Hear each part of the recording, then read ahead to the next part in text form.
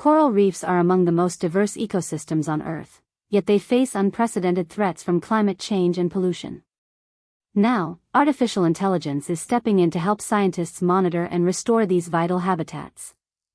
By analyzing underwater imagery, AI algorithms can identify coral species, assess health, and track changes over time with remarkable accuracy.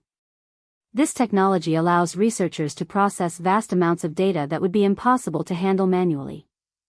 In restoration efforts, AI helps select optimal sites for coral planting and even guides autonomous underwater vehicles to carry out precise interventions.